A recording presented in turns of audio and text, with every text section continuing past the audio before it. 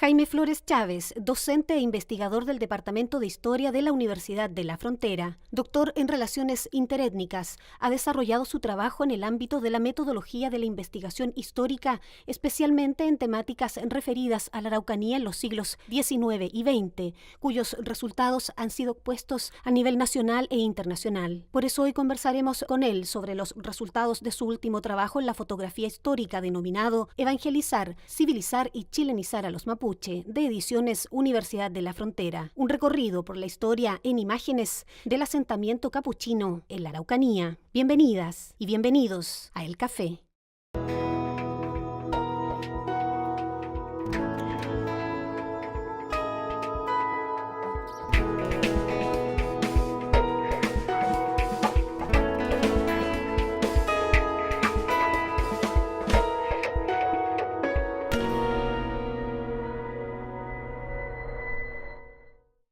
¿Cómo están? Bienvenidos a esta nueva edición de El Café. Bueno, ustedes ya vieron anteriormente nuestro invitado. Hoy me acompaña el profesor de la Universidad de la Frontera, historiador, Jaime Flores, quien nos va a presentar este libro que estamos viendo en pantalla, una invitación a conocer también la historia de la región desde sus orígenes, ya que, digamos, estamos en un contexto donde es necesario conocer cómo se ha ido formando lo que tenemos hoy acá en la Araucanía. Profesor, bienvenido. Gracias por la invitación y espero tus preguntas para conversar del libro. Sí, bueno, profesor, vamos a hablar de este libro que ya estamos viendo en pantalla, Evangelizar, Civilizar y Chilenizar a los Mapuches. Esta es una obra que ha requerido de bastantes años por parte de las personas que son las que lo construyeron. Precisamente ¿por qué? Porque se fue juntando con el tiempo a propósito, digamos, de una iniciativa que fue más una cuestión personal, ¿o estaba pensado desde siempre hacer este libro? A ver, yo pienso que este libro se demoró 20 años en hacerse. Ahora, no quiere decir que hayamos estado 20 años haciendo sistemáticamente una investigación sobre esto, sino que las primeras investigaciones que nosotros tenemos sobre los misioneros capuchinos deben ser desde, no sé, hace 20 años atrás o poco más. Ahora, este es un libro que se hizo con dos personas, digamos, Alonso Azócar y yo. Y ambos tenemos nuestro interés sobre la región, sobre la fotografía, y en la medida que fuimos encontrando materiales sobre los capuchinos en particular, fuimos acopiando, y en la medida que íbamos obteniendo algunos proyectos de investigación nos permitió ir ahondando sobre la temática y madurando la idea de lo que es esta presencia misionera capuchina en la Araucanía. Profesor, pues, ¿podemos profundizar un poquitito en un resumen bien, no sé si simple decirlo, pero de alguna forma para que podamos contextualizar el libro? Estamos hablando de un proceso en la historia de la región de la Araucanía, donde se insertan también valores culturales. ¿Podemos conversar un poco sobre Sí. lo que genera esta investigación? Sí, el texto... A ver, los capuchinos llegaron acá hacia 1850, pero el libro trata de una segunda llegada de capuchinos, que son los bávaros, que llegaron en 1896. La primera etapa son capuchinos italianos, que se conoce muy poco de esa historia, y la segunda etapa es estos capuchinos bávaros, que llegan a la región y que permanecieron o permanecen algunos todavía acá, y que el último obispo de ellos fue el obispo Sisto Passinger, que sería, reitero, que forma parte de esa ruta de misionera capuchina bávara. Ahora, el propósito es que el Estado los contrató y los trajo para generar un proceso de transformación cultural en la población mapuche. ¿Evangelizar puntualmente? Evangelizar, pero lo interesante de esto es lo siguiente. Antonio Vara, hacia 1850, que fue el ministro de Montt, o sea, el ministro del Interior sería hoy día la mano derecha de Montt, elaboró un informe, y en una parte de ese informe él dice que la forma como podemos nosotros, dice el Estado chileno, de terminar con los mapuches, con la barbarie que hoy día nos lastima, digamos, sin echar mano a las armas, es a través de la religión. después de 3 o 4 generaciones dice, terminaremos con la barbarie que hoy día nos lastima. Y por lo tanto, los capuchinos, o los misioneros en general, pero los capuchinos en este caso en particular, que estamos hablando del libro, fue un dispositivo, podríamos decir, de intervención cultural sobre la población mapuche para tratar de generar procesos de evangelización, pero al Estado también le interesaba generar procesos de chilenización. ¿Ya? Entonces, lo que estamos viendo en definitiva son 2 instituciones sustantivas importantes, la Iglesia y el Estado, que interviene sobre la población mapuche para evangelizar y chilenizar. ¿Ya? Entonces, en ese contexto se está dando este proceso. Profesor, ¿y cuáles eran los elementos de chilenidad que se le enseñaba, digamos, a las comunidades indígenas de la época? La portada del libro, yo creo que resume bien esta idea. Pensemos que más que enseñarles es un proceso como de instrucción, de inducción al proceso de incorporar la chilenidad.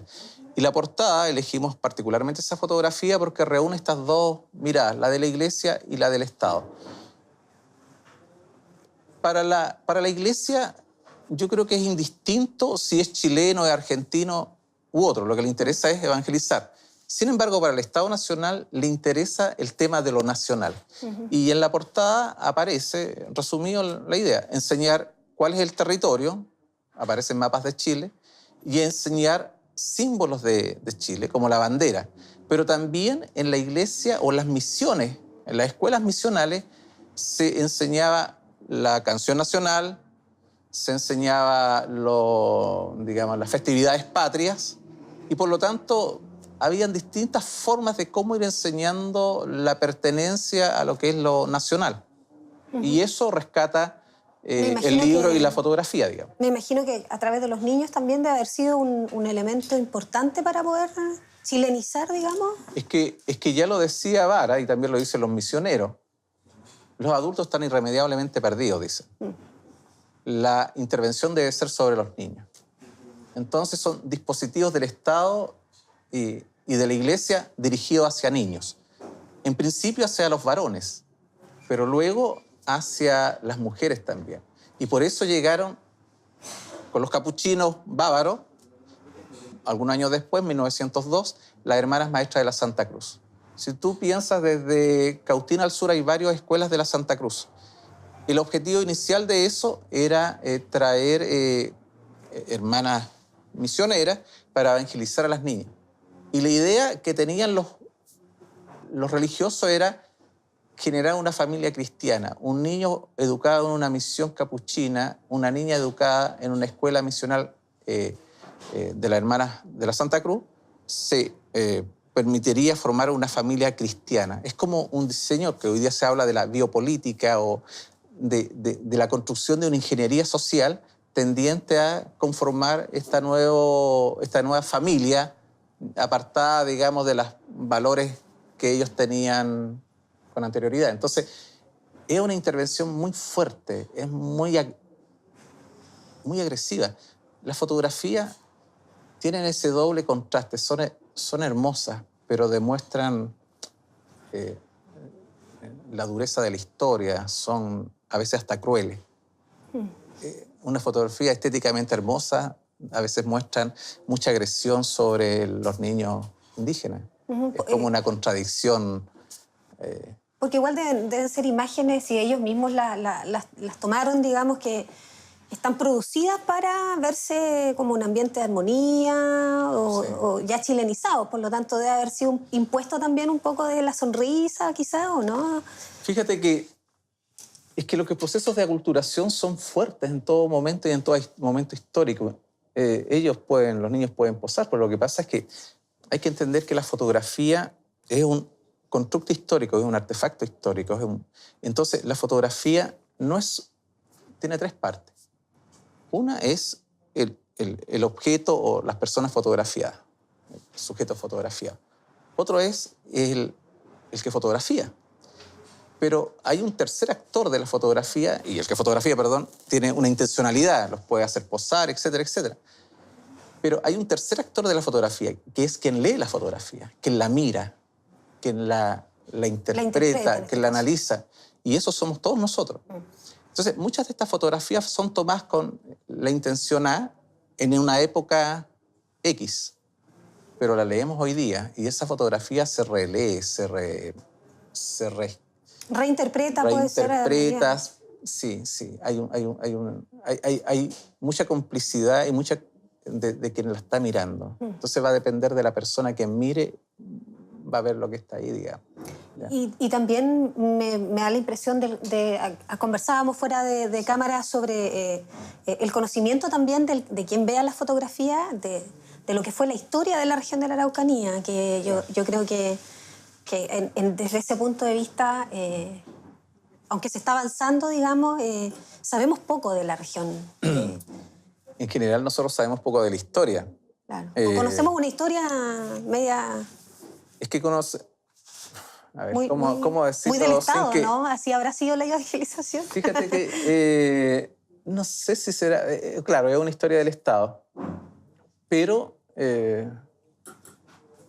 a ver, conocemos una historia muy cliché nosotros. Claro. Y conocemos mucho la historia nacional y no conocemos el entorno. Por eso los trabajos del entorno, de la historia próxima, son tan relevantes, porque te permiten reflexionar sobre la historia. La gente cree que, y tengo estudiantes que mientras más importante es cuando hacen la historia de Chile, por ejemplo, o la historia universal, eso va a ser más importante. Pero cuando hacen la historia de un club deportivo, cuando hacen la historia de un barrio, ¿no le permite pensar sobre la historia? Sobre el sentido, cómo se construye la historia y reflexionar, por lo tanto, desde allí sobre, bueno, y cómo se ha construido la historia de Chile, en el sentido cómo se ha escrito la historia de Chile. Dónde están los puntos de énfasis, etcétera. O sea, no va en la amplitud temporal o amplitud geográfica la importancia de un trabajo histórico, va en la profundidad que le dé quien investigue. Yo creo que cambiar ese cliché es lo importante, porque te permite reflexionar sobre eso. Desde ese punto de vista, profesor, la región de la Araucanía, ¿cuánta historia tenemos de la región de la Araucanía? No, ya vamos, digamos, a las comunas, vamos a los sectores, a las comunidades. Sí. ¿Las conocemos? ¿Cuánto conocemos de...? Yo creo que poco. ¿Cuánto es poco? Yo creo que nada. Nada. También explica un poquito las posiciones también que hay con respecto al tema actual. Sí, yo creo que la gente tiene mucha opinión. La gente tiene mucha opinión y es bueno que tengamos opinión, pero es opinión muy poco informada, ¿no? Uno escucha desde las autoridades hacia abajo y la gente no sabe de historia. Es impresionante, es impresionante. Es cosa que tú le preguntes a cualquiera, digamos, ¿qué significa Temuco? Vivimos aquí, ¿qué significa Temuco? Yo le preguntaba a mis estudiantes qué significa Temuco. No saben, dice, agua de Temo. Claro, agua de Temo, así como una agüita de menta. No, si vamos al análisis más profundo, dice, Temo en el agua. ¿Eso qué quiere decir? ¿No? Que aquí habían humedales y habían bosques de Temo que crecen justamente. Entonces, reflexionar más complejamente y no quedarnos en el cliché, eso es lo que tenemos que hacer, digamos. Pensar, dudar, inquietarnos. Y preguntarnos, si hay mucha gente que sabe de historia, a lo mejor historia segmentada, pero hay que tener cuidado. Nosotros podemos reproducir a nivel local, a nivel comunal, por ponerte un caso, la estructura del cliché que tenemos a nivel nacional. Nosotros muchas veces decimos ya, lo importante en la historia son los presidentes, sus ministros, y después decimos los comandantes en jefe, el ejército, las guerras y todo eso. Entonces, después vamos a hacer la historia de X comuna. Entonces, ¿qué ponemos el listado de quién? De los alcaldes. Claro, los alcaldes. Entonces, el alcalde, o sea, el presidente los es reemplazado por los alcaldes. Después, como no hay un ejército, empezamos con los carabineros. Claro, las comisarías. El RT. Es muy los bomberos. Y entonces, al final reproducimos la misma estructura metodológica y teórica de concepción de que la historia la hacen los grandes hombres. Estos son los que hacen el cambio en la historia. Y por lo tanto, en los niveles de la comunidad terminamos fortaleciendo muchas veces las élites locales. ¿Y la gente cuándo aparece en la historia? Acá, y de la región, porque una cosa es que sepamos poco de historia de la región y lo otro es que se hagan pocas investigaciones. ¿Se hacen cuánta investigación se hace de la región, de los procesos que usted menciona, que son importantes y no están solamente visualizando a las autoridades o a las grandes familias, que es lo que se usa tradicionalmente aquí cuando se quiere hablar de historia en el fondo? Sí. Mira, la Universidad de la Frontera tiene una tradición de hacer historia regional. Desde que se creó. Más aún, la carrera de historia, te voy a decir yo, que es anterior a la Universidad de la Frontera, se creó el año 71. La universidad es del 83. O sea, la carrera es más antigua que la universidad, porque se creó dentro del alero de lo que era la sede de la Universidad de Chile, la sede de Temuco de la Universidad de Chile. Desde ese momento, los primeros profesores comenzaron a hacer historia regional. Si tú ves las tesis, las primeras tesis son sobre geografía regional, sobre historia regional, esa impronta la tiene, ese sello lo tiene la UFRO. No lo tiene en otros lugares. Esa idea de entender la región en dos planos, como historia concreta de la Araucanía, pero como concepto de entender que la historia se construye desde lo cotidiano, desde la región. Esa idea está aquí. Por algo le dieron el Premio Nacional de Historia a Jorge Pinto, que hizo una profundización de ese proceso que venía de antes cuando llegó el año 83. Él llegó el 83 acá a la Universidad de la Frontera. Bueno, la Universidad de la Frontera un poquito antes, del 81, 82. Y ahí él profundiza más profesionalmente esta mirada, junto con Aldenis Casanova y otra gente más, van profundizando esta mirada y van construyendo una historia. Desde la Universidad de la Frontera se ha escrito mucho sobre esto. Y si tú revisas las tesis que tenemos acá de nuestros estudiantes de historia, hay mucho escrito sobre esto.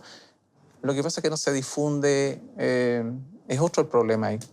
Pero nosotros estamos dedicados. Ahora, hay otros profesores, junto con Jorge Pinto, que están dedicados fuertemente a eso. Yo te decía que... A la difusión, un poco también. A la investigación. Es que lo que pasa es que un tema... yo creo que ahí hay que hacer alianzas con otras carreras, no sé, para generar procesos de difusión. Periodismo, por ejemplo. Porque nosotros construimos muchas veces los historiadores un conocimiento que es duro, digo yo así, que está hecho como para especialistas. Escribimos para revistas especializadas, pero es interesante que la región también sepa esta historia. Y fíjate que la gracia del libro es que a través de la fotografía, que parece algo tan ingenuo, tan sutil a veces, quien sepa leer este libro, hay una serie de claves que están internas, que van dirigidos a distintos niveles. Quien le guste la estética de la fotografía va a disfrutar porque son fotografías preciosas. Pero quien quiera profundizar más sobre la historia regional lo va a poder hacer. Quien quiere llegar a niveles más profundos lo va a poder hacer. O sea, en el fondo es un libro que está pensado para un lector que puede ser diverso y que puede llegar hasta donde él quiera llegar, digamos. ¿Está subdividido en etapas? Mira, ¿de cuánto tiempo hablamos en los periodos, digamos, que son tomadas estas fotografías? Mira, el libro está... en términos temporales son fotografías sobre las misiones de los capuchinos alemanes, bávaros. En términos temporales es hacia 1896 en adelante hasta 1930. Ese es como el marco temporal. En esos primeros 30 años, digamos, de su presencia en esta zona. Internamente el libro está dividido en 8 partes que tiene distintos aspectos. Uno es, por ejemplo, el aspecto geográfico. Yo sacaron fotos de la geografía. Otro tiene que ver el aspecto de retratos de misioneros, digamos, de los religiosos. Otros retratos de mapuche. Otro tiene que ver con el proceso de educación. Otro con el proceso de instrucción. Y así, distintas temáticas que van incorporándose dentro de eso. Pero el libro tiene otro aspecto que no deja de ser sumamente importante y quiero destacarlo. El libro tiene 2 capítulos introductorios, o 2 artículos introductorios, uno del profesor Alonso Azócar y otro que es mío, y tiene 2 prólogos. Uno es de Jorge Pinto y otro es de un compañero y amigo, digamos, que trabajaba en algunos proyectos anteriores de fotografía, que es Gonzalo Leiva, un destacado investigador académico a nivel nacional e internacional.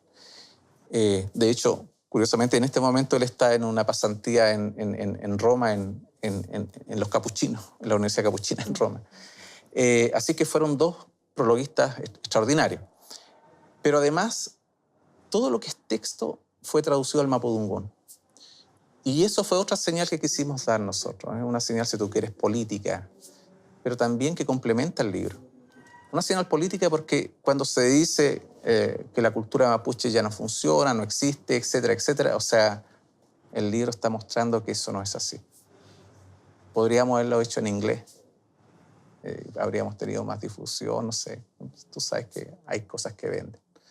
Pero nuestra intención como universidad y como investigadores con Alonso Azócar fue hacer el esfuerzo. Y te digo que hicimos, no nuestro, sino el esfuerzo académico, etcétera, de tratar de buscar a una persona que hiciera esas traducciones. Y el mismo hecho de hacer traducciones de artículos científicos muestra la vitalidad de la lengua y de la cultura, por ende, mapuche. Entonces, eso le da una potencia también ahí a que, y es casi una contradicción, porque los procesos de aculturación como que avanzaron y por lo tanto los mapuches dejaron de ser mapuche, pero el texto está traducido al mapudungún. Quien lea eso no encontrará que hay una paradoja. Por eso te digo, el libro está hecho para distintas personas, para un niño que va a ver fotografías lindas, Sí. para una persona adulta que también va a ver, que no tiene por qué conocer esto, pero va a encontrarse con la región, con lugares, con escuelas donde estudió, va a recordar, también etcétera. antigua de acá de Temuco que va a recordar también sus pasos por la escuela. Por la escuela. Por la escuela, claro, añoranzas, todo eso. Pero también para especialistas que puedan reflexionar sobre los puntos que te señalo. O sea, Profesor, y en estos 30 años que más o menos está graficado en este libro el paso de los... de evangelizar, digamos, al pueblo mapuche, ¿se nota diferencia visual, digamos, de cómo se hizo este proceso o cuánto hizo efecto este proceso de chilenizar y de evangelizar al pueblo mapuche en 30 años? ¿Se notó algo, no? ¿La diferencia?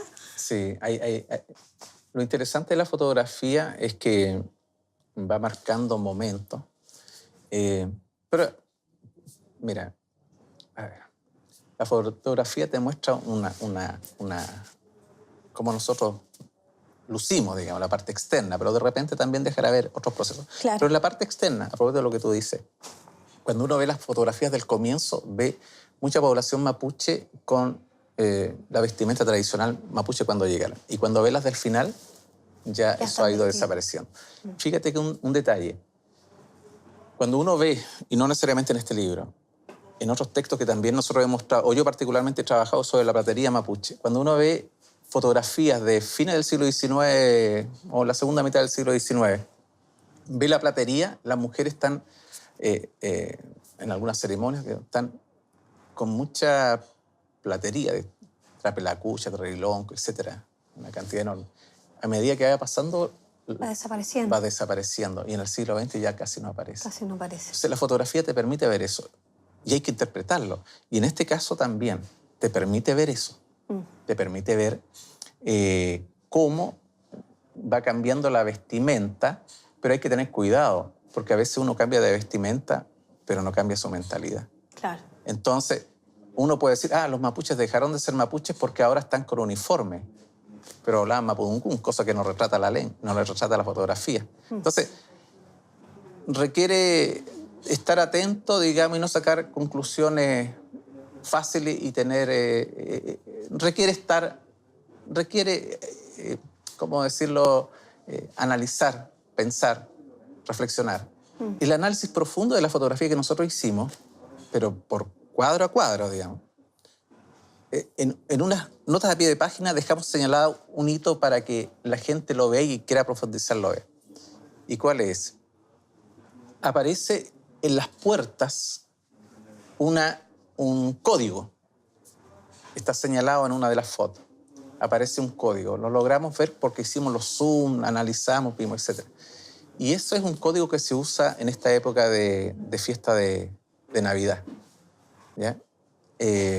Así que tendrían que ver el libro porque hay códigos ocultos también ahí señalados. y que lo trajeron los capuchinos. Y está incorporado en algunas casas, diríamos. A lo mejor la gente sin saber lo incorpora y eso los trajeron los capuchinos porque es una costumbre de la zona de Bohemia, de la zona bávara también.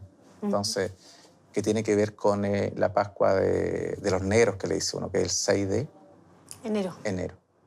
Y está en la foto. Entonces hay procesos culturales que se traen, aquí se reapropian y aparecen. Y ahí están señalados también como una nota, te reitero, como para quien quiera profundizar, como una de las tantas cosas que están anotadas. Que se pueden lograr a través de este texto que claro, quien quiera ir profundizando puede ir haciéndolo. Esta es como una puerta de entrada, no es la que cierra, sino la que abre posibilidades de otras investigaciones para otras personas, digamos. Bueno, usted conoce mucho de historia, por lo tanto yo me imagino que el libro para usted significa algo distinto que para un lector común y corriente, digamos. ¿Qué es lo que más rescata usted del libro? Como historiador, ya como un hombre que conoce, digamos, harto de lo que se ha estudiado acá de la región. Bueno, yo te decía que una de las cosas que rescato en términos del libro es que, primero, hay un tema de recuperación patrimonial de la fotografía. ¿Qué quiere decir eso? Muchas de las fotografías que estamos viendo nosotros acá fueron sacadas o obtenidas en otras partes del mundo. Hay un número importante que se sacó de Alemania y por lo tanto son absolutamente inéditas para Chile. Y nosotros hemos visto otros fondos documentales, fotográficos en otras partes del mundo que podríamos hacer, transformarlos también, si se dan las condiciones, en libros. Entonces eso es primero, o sea, hay unas imágenes, por ejemplo, de Padre Las Casas que no están en Chile, están ahí. Y eso se sacaron de Alemania. Entonces hay una recuperación patrimonial. Lo otro que te señalaba era el hecho de que esto está traducido, este texto está traducido al mapudungún, lo cual abre otro camino para especialistas de lingüística sobre el proceso de la traducción, que es bastante más complejo como piensa uno. Y lo he conversado con profesores de lingüística que dicen con estos textos podemos hacer otras investigaciones, etc. Otro aspecto tiene que ver con un aspecto metodológico para la historiografía, es cómo usar fotografía más allá de la ilustración, sino como fuente para la historia, fuente de análisis. Sí, eso le iba a preguntar. Cómo encontrar el discurso que está detrás en la fotografía o incorporado en la fotografía, formando corpus, analizándolo, etcétera, etcétera. Generar una metodología para eso. Eso es bastante para especialistas. Y el esfuerzo de Alonso y el esfuerzo mío es incorporar la fotografía como otra fuente para la historia. En ese sentido, nosotros, o la Universidad de la Frontera, ha sido bastante pionero en esto. Nosotros comenzamos con investigaciones sobre fotografía hace finales del siglo XX. Hace un siglo atrás, por ahí. Y en Chile se hacía muy poca investigación de eso. Y nosotros llevábamos nuestras primeras investigaciones a algunos congresos, qué sé yo, y éramos bastante cuestionados, opuestos. Y hoy día hay mucha investigación de fotografía, pero en ese momento había poca. Y nuestros estudiantes soportaron nuestras disquisiciones sobre fotografía, ya sea en distintas asignaturas que hacíamos. Y yo creo que después se dieron cuenta que eso era innovador, pero como lo hacíamos acá todas las veces, era como que en todas partes era igual, y no era así. Aquí hacíamos eso y en otras partes no tenían esas metodologías. Entonces la fotografía tiene esos méritos. Ahora, no sé, quiero mencionar dos cosas más. Que el apoyo de la Universidad de la Frontera y el compromiso, porque a través de la biblioteca de nuestra universidad se financió esto, y eso hay que rescatarlo, o sea, si no habría existido, digamos, habría estado la investigación, pero la posibilidad de que pudiera estar con la gente es gracias a la Universidad de la Frontera y particularmente a la dirección de la biblioteca de acá de la Universidad de la Frontera. Y segundo, que esta es una edición con una universidad española, la Universidad de Sevilla, una de las universidades más importantes de España, y que eso, claro, para el común del público no tiene relevancia, pero para los especialistas tiene mucha relevancia, porque esto va a permitir que este libro circule en Europa. Pero además los españoles se interesaron bastante en el libro y van a sacar una edición española, con lo cual firmamos un compromiso, etc. Y a mí me va a tocar ir a ver, voy por otras cosas a Europa, pero ir a ver y presentar el libro allá también en Sevilla, en España. Y eso, entonces la Universidad de la Frontera va a tener una circulación más allá de Chile, sino también a través de este libro, digamos, lo que puede aportar esto. Profesor, se nos acaba el tiempo. Precisamente para ir cerrando un poco, ¿dónde va a circular acá en la región y en Chile? Ya que va a circular en España, vamos a contarle a la gente acá dónde lo puede encontrar. Mira, acá está a la venta en la Universidad de la Frontera. Aquí frente a la biblioteca, la Universidad de la Frontera tiene un centro de venta. Ediciones Universidad de la Frontera. Ediciones Universidad de la Frontera, que también es un auspiciador que tenemos acá en el café. Bueno, ahí lo pueden encontrar. Y en Santiago está en la oficina de la Universidad de la Frontera, allá en Santiago. Entiendo que las ediciones de la Universidad de la Frontera están haciendo gestiones y convenios con librerías para instalarlo también en las librerías. Ojalá que eso ocurra para que tenga más difusión, digamos. Profesor, muchas gracias por acompañarnos. Ya estamos llegando al final de este capítulo. Dar las gracias, por supuesto, a la biblioteca acá de la Universidad de la Frontera. El espacio donde estamos grabando en este minuto también es de la biblioteca de acá. Ediciones de la Universidad de la Frontera, que siempre pone a disposición del café algunos de los libros con los que trabaja para regalarle a nuestros entrevistados. Y, profesor, le queremos regalar gracias. libro, que yo me imagino que también lo va a apreciar, ya que usted debe ser amante de aquellos. No, este es un libro notable y esta es una edición que está sacando la editorial, que fuera de bueno de contenido es estéticamente... Y está cerrado de nuevo. No, me doy cuenta. está con el plástico. Y tenemos también este regalo que es una maravilla, me encanta, es un calendario mapuche. Tiene efemérides mapuche que también ayuda a este proceso que estábamos hablando recién, profesor, de ir conociendo un poco la historia del sur de Chile. Bueno, de esto se trata, lo que yo te decía. Sí. Aquí hay historia, no lo conocía, pero historia mapuche. Muy lindo, sí. Entonces, aquí vamos a encontrarnos, yo me voy a encontrar con cosas que no tenía mayor idea y que nos vamos a sorprender, digamos. Sí, es una muy bonita edición. A ustedes muchas gracias por acompañarnos acá en el café. Estuvimos en una conversación con Jaime Flores, profesor de la Universidad de la Frontera de Historia y también doctor en Relaciones Interétnicas de la Universidad de Sevilla, conversando sobre el libro Evangelizar, que lo voy a tomar acá en mis manos para que lo podamos ver la última vez. Evangelizar, civilizar y chilenizar a los mapuches, desde el punto de vista de la fotografía y con todos los códigos y con todas las sorpresas que uno de los autores, Jaime Flores, nos ha señalado que se va a encontrar el público. Muchas gracias por acompañarnos. Nos vemos en una próxima edición, profesor. Gracias por acompañarnos también. Gracias por invitarme.